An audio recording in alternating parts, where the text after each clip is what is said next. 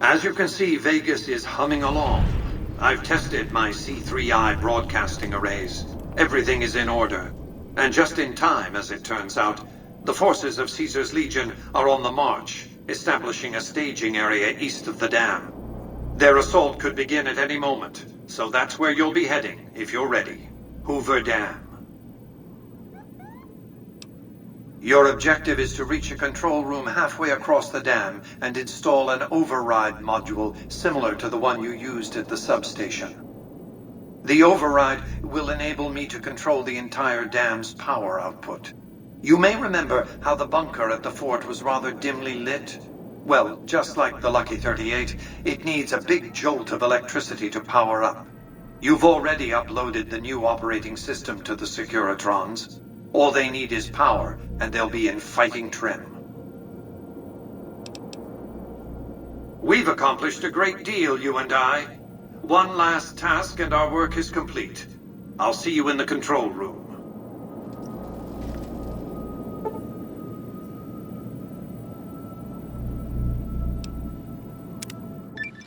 I can't believe it was I want 12 mariachi bands playing at my funeral. Metal might be nice, too. You must get to the control room and install the override chip.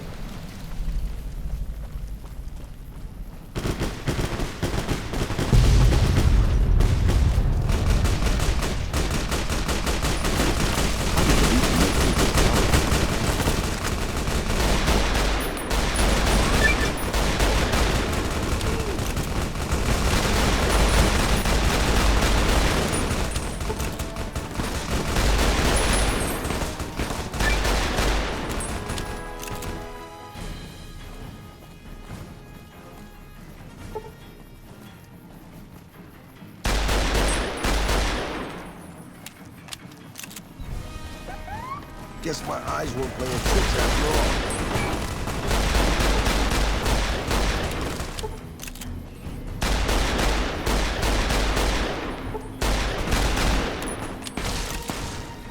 I guess old guys are tougher than we look, huh?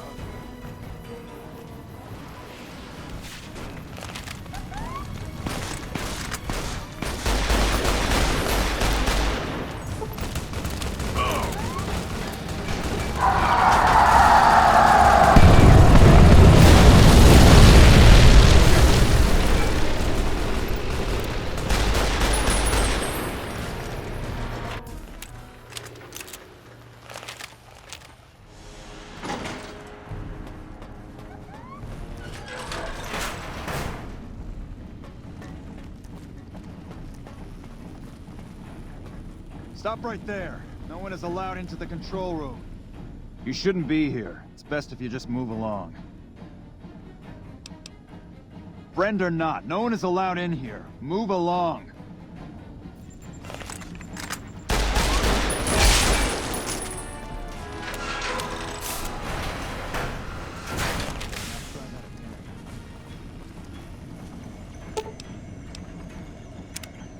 I knew you'd make it. Resourceful as always. The override module is functioning properly. I'm rerouting power to the Securitron vault at the fort as we speak. I just need you to head over to the East Power Plant and manually activate the switch. When you return topside, I think you'll see that my Securitron army is a little more than the Legion was prepared to handle. Oh, and before you go, grab that printout spooling from the console here. Those papers set the terms for the NCR's unconditional surrender. I thought you might enjoy the honor of presenting them to the NCR's commanding officer once the Legion has been defeated. Cheers.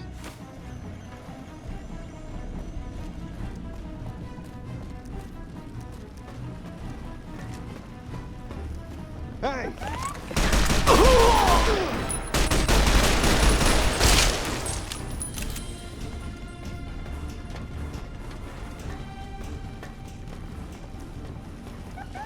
Yeah.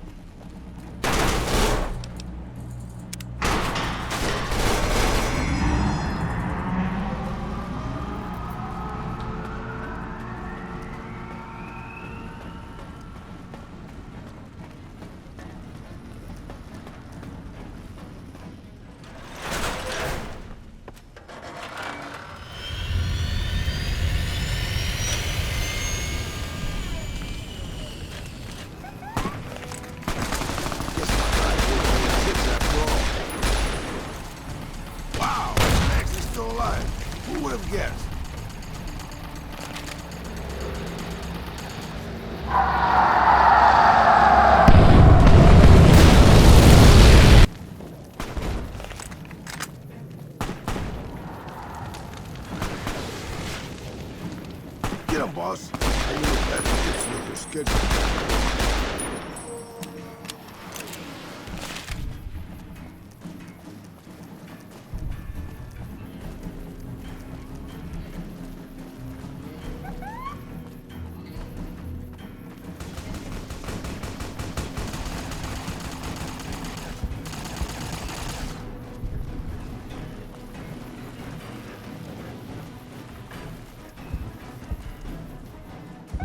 Hey!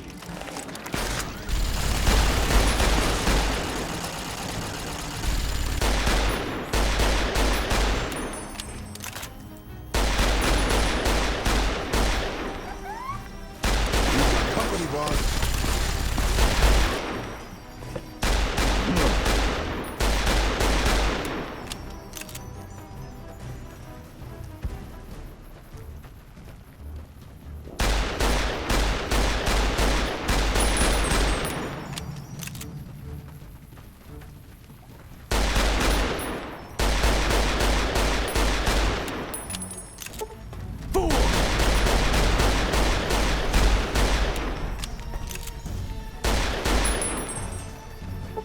I'm looking. You like that?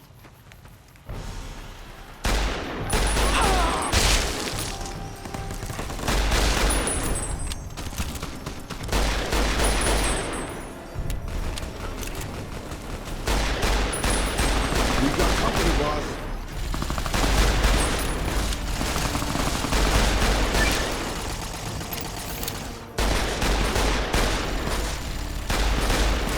I'm sure our victory was purely thanks to your brilliant leadership, boss.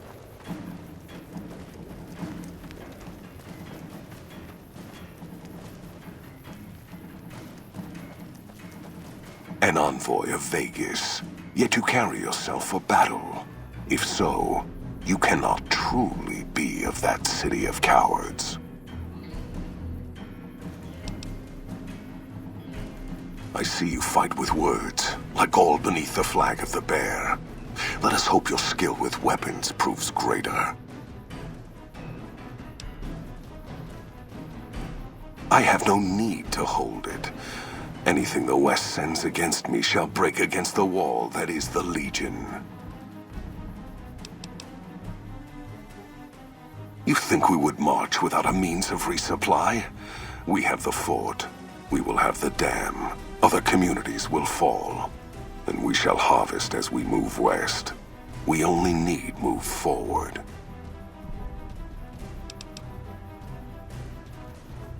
There are many towns, many slaves, ripe for the taking as the tribes from the east were.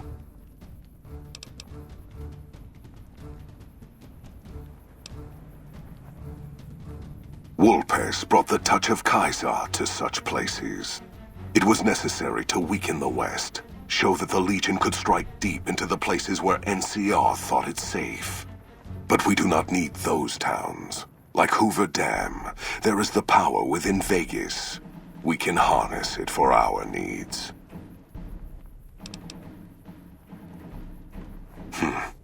Long ago, when taking Denver, I had to face such a challenge. Many died over many years to claim the city as ours. It was the lines of food and water that nearly broke the Legion's strength, and the lack of tribals near that cursed city. When I felt in that struggle, I felt as I saw the map of the West. The West is a trap. The bear has already been caught in it, and it is dying.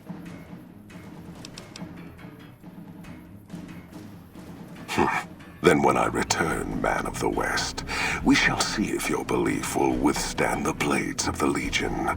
But I shall give you the time you need to prepare. Perhaps it is unfortunate Wolpes was not here to hear your words. Something tells me you would prove more than his match. Until the day when our armies meet again, envoy of Vegas. I shall wait for you on the battlefield.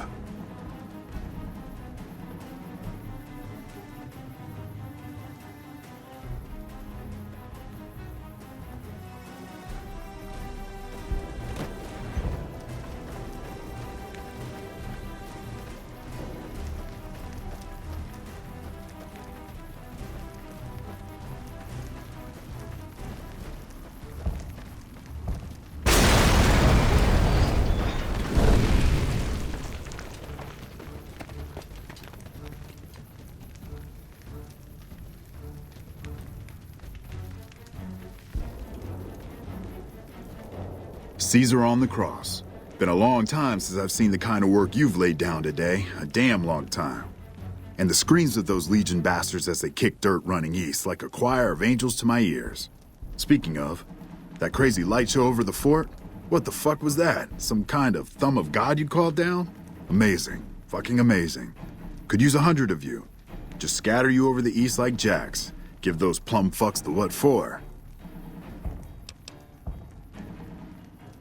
What the hell are you on about?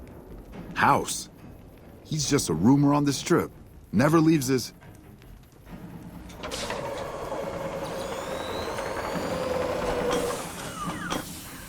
What is this Brahmin shit? I'm not getting the feeling we're all about to sing Kumbaya here.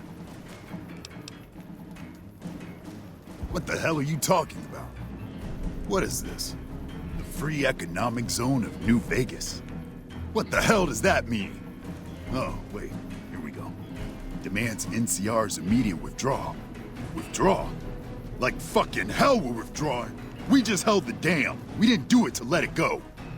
This paper of yours isn't fit to wipe my ass. If you think after all that's happened, I'm going to grab my ankles and take it like the Legion.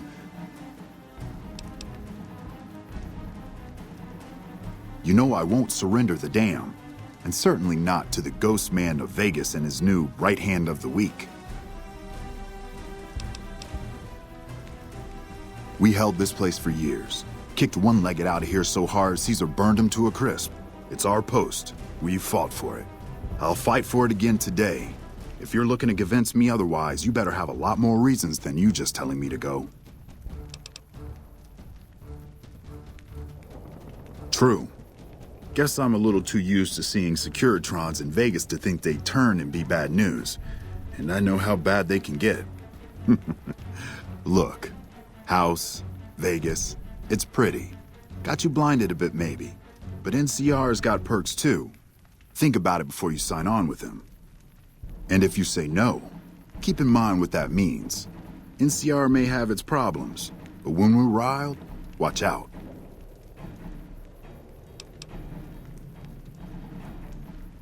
I'm not going to throw away the lives of my men just to make a point. And there'll be other days.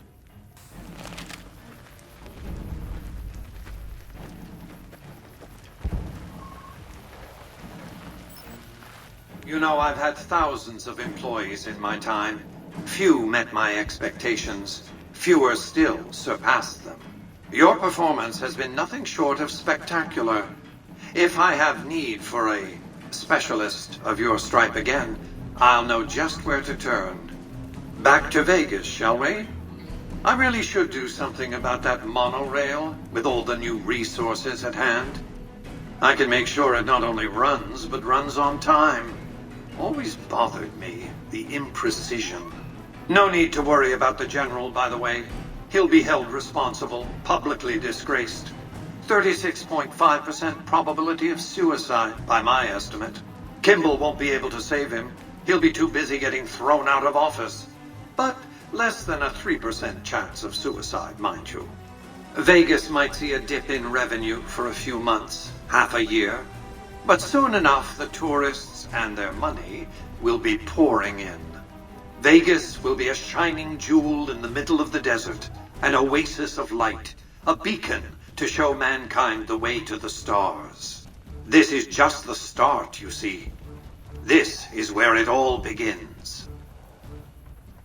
And so the courier who had cheated death in the cemetery outside Good Springs cheated death once again, and the Mojave Wasteland was forever changed. Mr. House's Securitron army took control of Hoover Dam and the Strip, pushing both the Legion and the exhausted NCR out of New Vegas. Mr. House continued to run New Vegas his way, a despotic vision of pre-war glory. The streets were orderly, efficient, cold. New Vegas continued to be the sole place in the wasteland where fortunes were won and lost in the blink of an eye.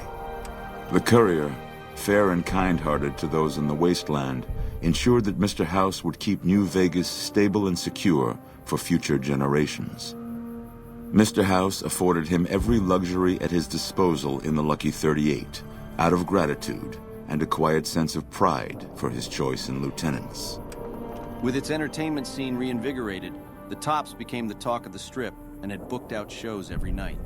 Tourists would come from far and wide just to spend one evening at the Aces Theater. Exposed by the Courier, the cannibals among the White Glove Society were punished and made an example of. Marjorie succeeded in putting the family's dark past behind them and got them to fully accept their new role in the lap of luxury. With the Courier's help, the Omerta's coup was thwarted, and Caccino took control of the family. The Omerta's deceitful ways were put to rest. Tabitha and Rhonda went east, through Caesar's land. Occasionally, tales of their exploits found their way back west, though few believed them. Eventually, the stories concerning the duo were collected and published, and proved to be quite popular with children. Convinced that his time as a gunslinger was past, Raoul made peace with the idea of growing old. After traveling with the Courier for a time, he retired and settled down in Outer Vegas, where he would spend his days fixing ancient machinery. Mr. House showed little interest on the boomers, who eventually began venturing out to Nellis to meet and trade with travelers. Buried beneath tons of rubble, the Mojave chapter of the Brotherhood of Steel was no more. Those few who were outside the Hidden Valley bunker when it was destroyed settled into new lives, or headed west to find a new chapter to join. Though she'd seen the writing on the wall, the destruction of the Mojave Brotherhood came far more suddenly than Veronica had expected. The news devastated her. Despite her best efforts to leave her past behind, she found herself compelled to make one final journey to Hidden Valley. There, she paid her last respects to the only family she had ever known. Their leaders destroyed by the Courier, the fiends scattered throughout the wasteland. Without the organization of Motor Runner, Cook, Violet, and Driver Nephi, they were easy prey.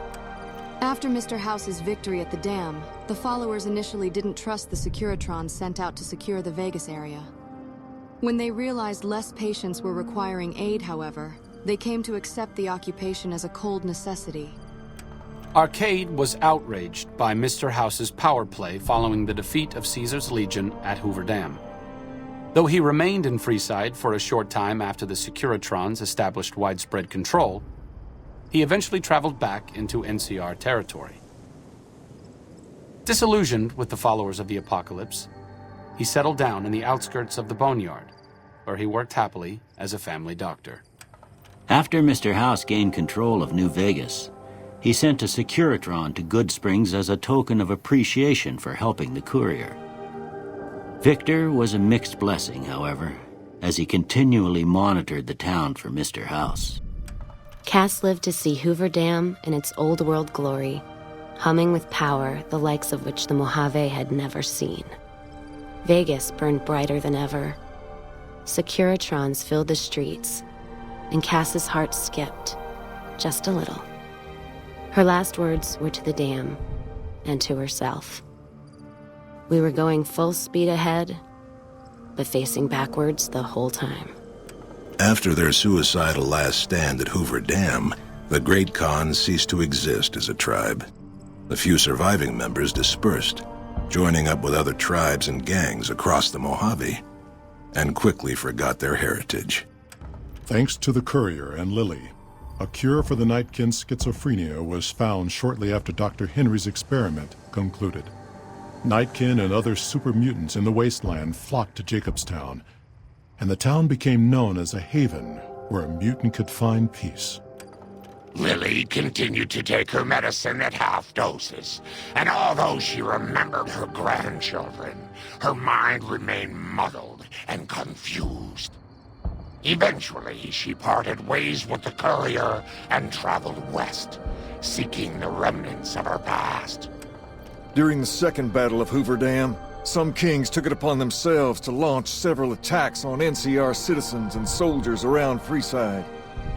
Mr. House looked on these actions favorably, seeing them as proof of the king's loyalty to New Vegas, and decided to leave them alone. With the transplant of Lupa's brain, Rex gained all of the donor's experiences traveling with the Legion. These melded well with his own memories of the Legion, and his new mind quickly adjusted to the myriad memories. Shaped up by the courier's advice, the Misfits distinguished themselves during the Legion's attack on Camp Golf. Mags was finally promoted to sergeant, and the rest of the Misfits received an official commendation. They continued to serve with distinction for many years. Though Novak was a low-priority target for the Legion, many of Novak's citizens died in its defense. In the weeks that followed, several bright followers returned to Novak to help restore its defenses, allowing it to remain independent of NCR. Though NCR was withdrawing from the region, Boone remained in New Vegas, finding work as a security guard and caravan scout along the highways. While he might have preferred rejoining his old unit, Boone couldn't bring himself to abandon the city where he'd met his wife. After Hoover Dam, the leaderless powder gangers at the correctional facility vanished into the wastes, leaving the prison empty. The correctional facility became another abandoned ruin in the wasteland, its carcass occasionally picked over by enterprising prospectors. After the majority of the Vault 19 powder gangers joined the Great Khans, the weaker members scattered throughout the Mojave wasteland. Though a few managed to erase their past, most never survived the journey. After Hoover Dam, Sheriff Myers runs Prim with his own style of frontier justice. He deals with most folks fairly, but now and then someone winds up dead with little to no evidence against them.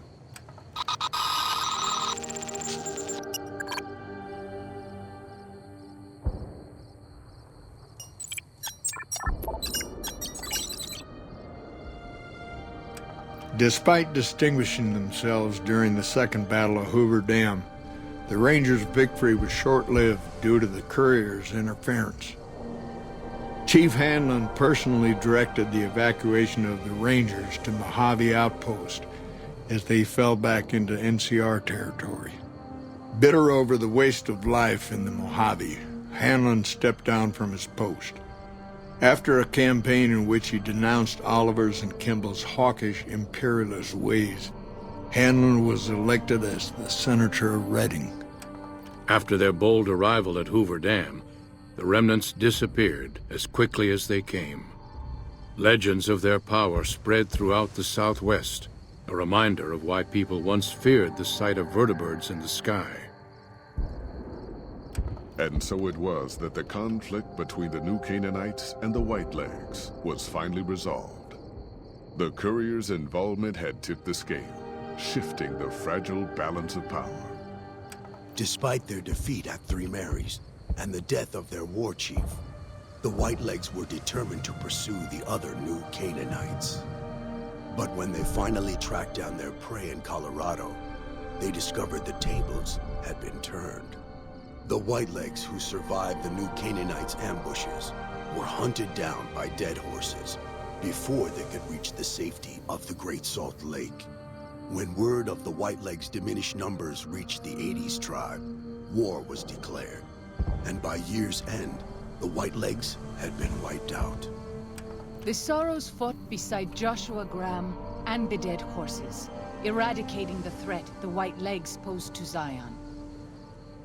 When the courier and Joshua Graham felled Salt upon wounds, their victory was celebrated with a great feast. The Sorrows' transformation from a peaceful, timid tribe into a proud and warlike people broke Daniel's heart. He tried to take solace in the knowledge that they would remain in Zion, but it was a small comfort. The Sorrows' innocence was lost. Having helped eradicate the Whitelegs from Zion, the dead horses returned to Dead Horse Point in triumph. They remained neutral toward the Sorrows, but as years went on, there were periods of competitive friction, even violence between the tribes. The New Canaanites, Daniel especially, intervened regularly as mediators, but found it difficult to reconcile the tribe's conflicts. The defeat of the Whitelegs in Zion marked a turning point in the fortunes of the Happy Trails Caravan Company. Every 2 months, the caravan met with the New Canaanites in Zion Valley to trade. Happy Trails soon returned to prosperity. The vigilance of the Sorrows and dead horses in defending southwestern Utah, initially startling to Happy Trails caravans, soon proved a blessing. The tribes united against the 80s, driving them back from Highway 50, and thus opening yet another trading route for Happy Trails caravans. Follows Chuck took the courier's words to heart and decided that he would behold the sights and sounds of distant lands with his own eyes and ears. After returning to Dead Horse Point, he quarreled with his family and other tribe members about his ambitions. One morning, they awoke to discover that Follows Chuck had set off alone, westward, into the wilderness. He was never seen again. Waking Cloud was distraught when she learned of her husband's death, but took comfort from her tribe and the compassion of the new Canaanites. She forgave Daniel for having concealed her husband's fate from her, and learned to accept his fate. When her grief faded, she took a husband from the Dead Horse tribe. At her bidding, he stayed close to home. Though the courier had stopped Joshua Graham from executing salt-upon wounds, the war chief still fell in battle. The Whitelegs defeated at Three Marys. Joshua led the Sorrows and Dead Horses in tending to their comrades and burning the corpses of their foes. He continued to advocate militant opposition to the enemies of New Canaan, and showed little quarter to those he fought. And yet he was changed.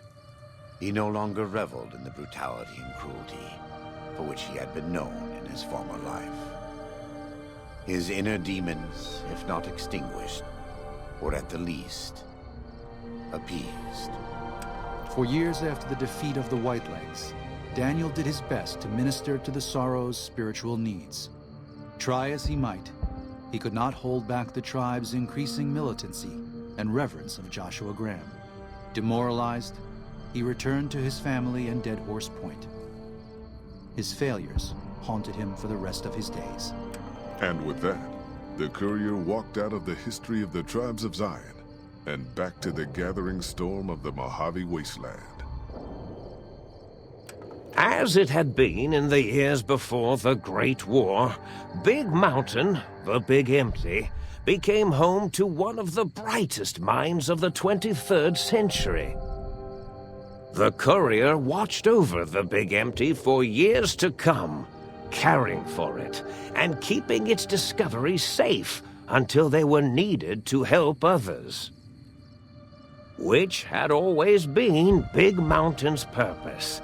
Past the laboratories and science, it had always been intended as a place to build the future of all mankind.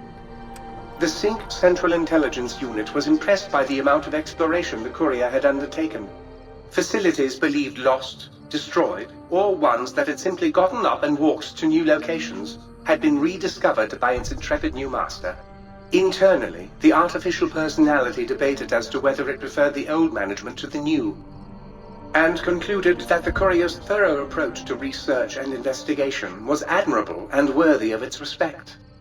Dr. Mobius continued his research undisturbed in the Forbidden Zone. As much as he had attempted to create better scorpions, he tried the same with humanity, with considerably less success. These failures didn't bother him overmuch. Once the rush of mentats wore off, he forgot he had failed in any event. After all, the bright young mind who had come to visit him in the Forbidden Zone had already exceeded his expectations. The Sync atop the dome bustled with the voices of a small town, constantly chirping, arguing, and snarling at each other. Still, this all happened productively in the interests of its new owner. The Sync Central Intelligence Unit discovered, despite its inversion code, it was comforted by the sense of community the other personalities gave it. The Biological Research Station, obsessed with seeding everything in sight, requested a transfer to the X-22 Botanical Garden, so that it might, in its own words, sensually fertilize the garden's smooth contours. The garden sent back a polite refusal, saying it had prior commitments with a vault it had helped infect before the war. The book chute continued to devour all seditious materials until it nearly choked on a paperclip. It adamantly maintained it was a Chinese paperclip, and the whole thing had been an elaborately orchestrated assassination attempt. Whatever the reason, it slowed down for a while, carefully appraising each document and clipboard that came to it. The light switches continued to bicker and flicker. This persisted until the day someone dropped a flashlight in the sink, and the two of them united in their hatred of the showboat. One of them eventually transferred to the Lightwave Dynamics plant, and began a long, unrequited affair with one of the holograms. The sink continued to ruthlessly scrub any particulate matter that came near it. Eventually, it gained access to the magnetohydraulics plant and nearly flooded all the Big Empty in an attempt to scrub the crater clean. Once it learned of the innovative toxins plant, however, it gained new purpose. It sought to develop antitoxins to flush into its drains and counteract the poisons bleeding into the soil. The toaster continued its psychotic spree, reducing all appliances in range to scrap electronics and spare parts. After one of its more psychotic episodes, however, the other sink personalities decided enough was enough and dumped the toaster in a bathtub. Sparking and hissing, the toaster swore its enemies would rue the day when they had bread and no way to toast it. Muggy did his best to collect coffee cups, although in his quest, he accidentally trapped himself in Higgs Village. It might have been the end for poor Muggy. Except, he found it peaceful there, tidying up the kitchens of the think tank professors back when they had been flesh and bone. Well, except for Dr. O, who was an asshole for having created Muggy in the first place. Muggy left O's house deliberately dirty, punishing the dishes and cups that lived there in blind revenge for serving Dr. O. Blind old Jefferson, with sounds the courier brought him, created a symphonic counter-frequency that saved Big Mountain from sonic invasion in 2910. If you didn't hear about it, good. It was rumored by the other personalities that he had a brief fling with the light switches.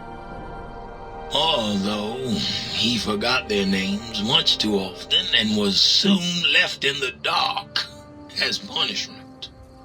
Autodoc, always gentle and methodical, kept sewing up the courier in all the right places when the skin split open from repeated wear and tear. The Autodoc was just glad to have purpose again. It heard its simpler brothers and sisters who got shipped to the Sierra Madre were bored out of their skulls in that toxic dead city. In time, the Autodoc found a way to deactivate the Y-17 trauma harnesses, releasing the corpses they had held prisoner for almost 200 years. As the courier ran through the X-8 facility multiple times, the computers analyzed the test subject's movements. Rather than performing a superficial observation, they realized the subject barely knew what communism was, or even what a high school was. This confused them for a time, until the facility finally realized that its research had succeeded. So it let its cyber dogs out into the wastes to help protect small communities from physical aggression rather than communist propaganda. The infiltration program in X-13 felt spent, having repeatedly upgraded the stealth suit until it could upgrade it no more. It felt warm, fulfilled, and a bit sluggish. It realized not long after, the stealth suit had left it, without so much as a note on the nightstand. So the infiltration program sent out robo-brains into the wastes, looking for its wayward technology. It eventually found Repcon HQ, and set up a new research center, testing and murdering fiends who kept breaking into the facility.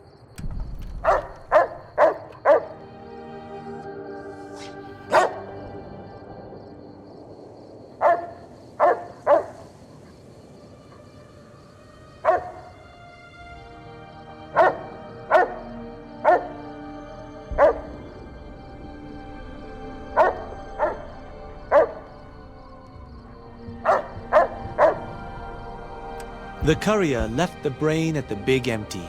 A strange thing to say, but it was the truth. Brains are less important than they may seem. When the courier's body finally passed, the brain was saddened. It kept on, remembering the vessel that had once contained it. Even at the end, when it started to fail, however, the brain resisted going into a floating chassis like the think tank. It never said why. Perhaps it was out of respect for the courier's body. All things must come to an end, and to hang on to the past is something that's not to be undertaken lightly. Dr. Klein and the think tank remained alive, unaware of the world outside. They looped through their daily routine, none the wiser about the world beyond, although perhaps wiser was the wrong word. The world outside belonged to the courier, and if anyone would shape it, well, the courier had already called dibs. There is an expression in the wasteland, old world blues. It refers to those so obsessed with the past they can't see the present, much less the future, for what it is. They stare into the what was, eyes like pilot lights, guttering and spent, as the realities of their world continue on around them. Science is a long, steady progression into the future. What may seem a sudden event often isn't felt for years, even centuries to come. In the times following the Second Battle of Hoover Dam, however, old world blues took on a new meaning. Where once it was viewed as a form of sadness, nostalgia, it became an expression describing the potential for the future. It can be easy to see science as evil, technology unchecked as the source of all ills, all misfortunes. With the courier at the helm, science became a beacon for the future. There was old world blues, and new world hope. And hope ruled the day at Big Mountain. We could say more, but the stories in the Big Empty speak for themselves. Now armed with the transportal Ponder, the courier could return to the dome at any time and crack open the secrets of the Big Empty one by one. The Sync sat vigilant, waiting for its master to return, shoes covered in Mojave dust.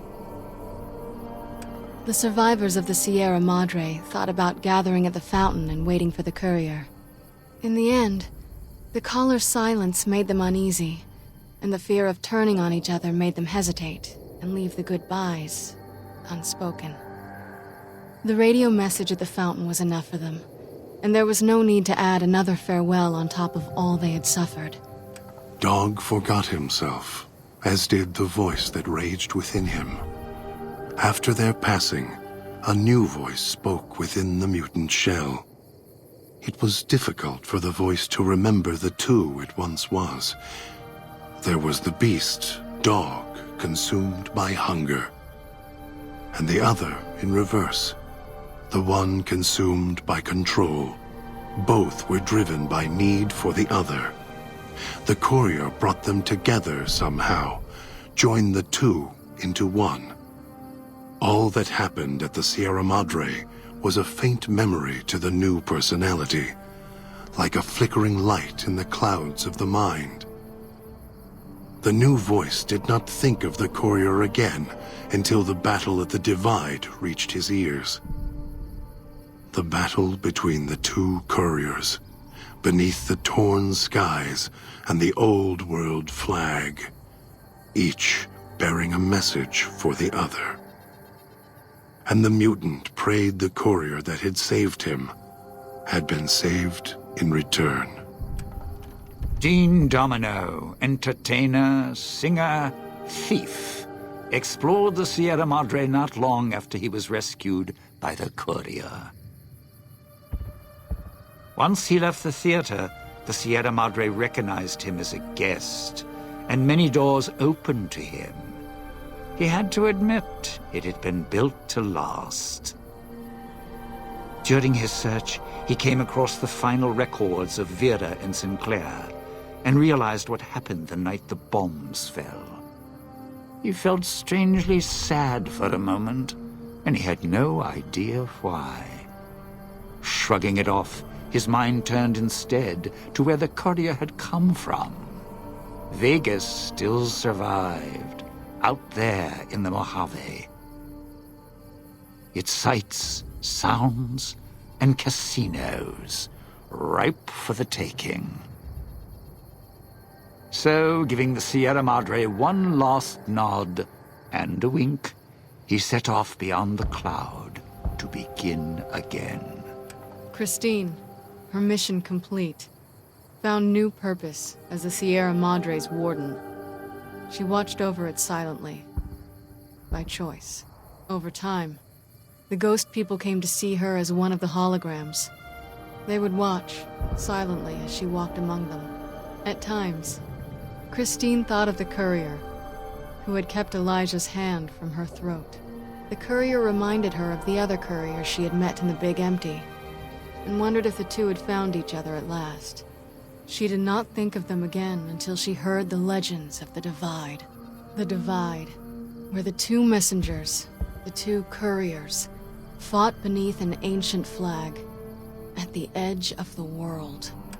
You've heard of the Sierra Madre Casino. We all have. The legend, the curses. Some foolishness about it lying in the middle of a city of dead.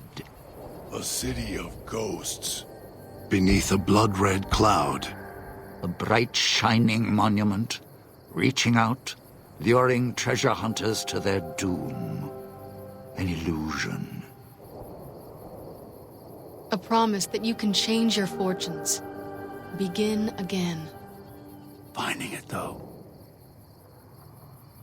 That's not the hard part. It's letting go. It's letting go. It's letting go. It's letting go. It's letting go.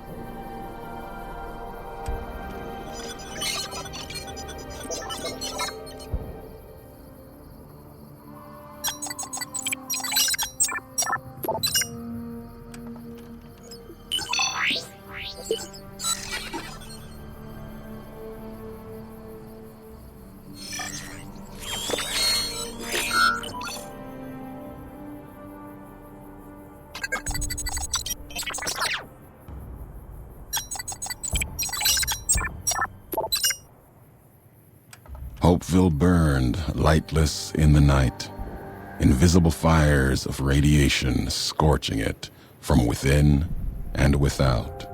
It is said a man still walked its streets with a tattered jacket, an old world flag etched on the back.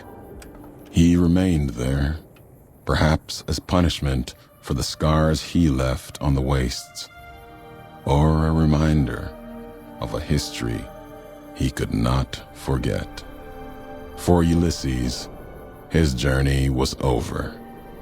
The courier had been the end of his road. As for the courier, he turned his back on his home for the second time and made his way back, navigating the treachery of the Divide. Tunnelers and the marked men avoided the lone figure, as if recognizing the courier's right to passage, or out of fear. The courier walked until he stood again upon the edge of the Divide, the last road he would walk before the second battle for Hoover Dam. There, beside his feet, was a final package from one courier to another. A footlocker bearing a gift and a message. But that message, it is something for couriers to carry, and for them alone. The lights flickered across the Divide, reminders that the old world histories persist and find meaning in the present. And so the courier's road came to an end, for now. In the new world of the Mojave Wasteland, fighting continued, blood was spilled, and many lived and died, just as they had in the old world. Because war never changes.